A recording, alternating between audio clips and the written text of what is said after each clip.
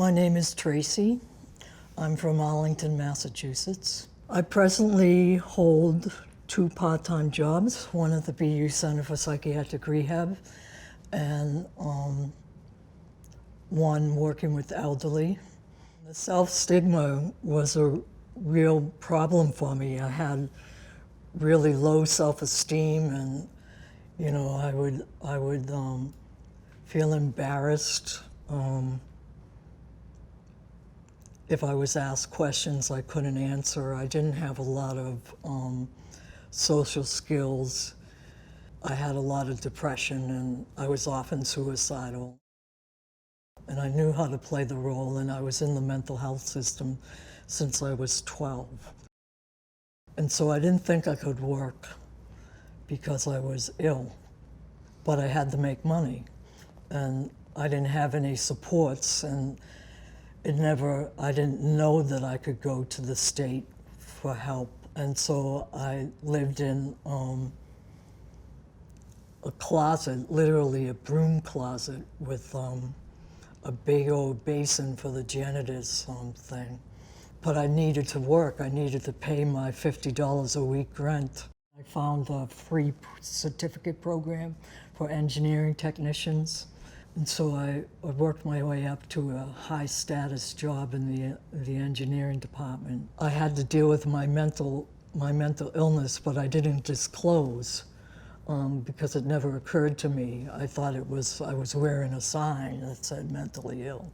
I thought everybody could tell everything that was going on inside of me, which I now know is absolutely not true. I chose not to disclose, but I felt like I had disclosed because of my own feeling state.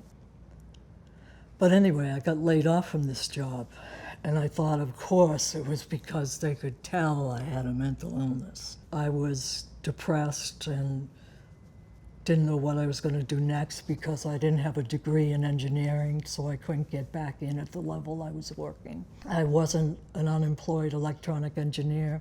I was a mental patient. And I took a nosedive. And that brought me to getting on disability and living in a disabled elderly complex where a woman who came to the Center for Psychiatric Rehabilitation kept telling me, it's a great place, they have classes you can take and they support you. And finally, after about 2 years of her telling me about this, I said, do they have a phone number?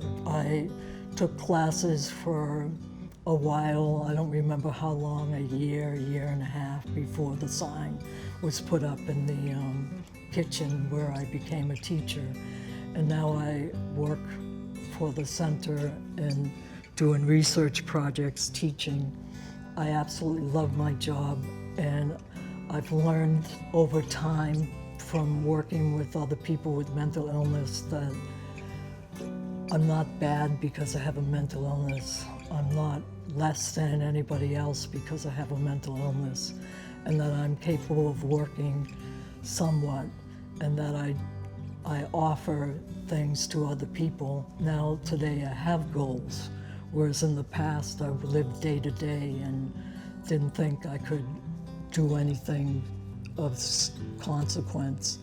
And now I have goals like to get my master's, to continue learning, to continue working until I can't work anymore, and to get off disability. It's a goal, but it's like I said, there's no shame in being on disability. I just like to try it without it for a while, and I'm very satisfied with working.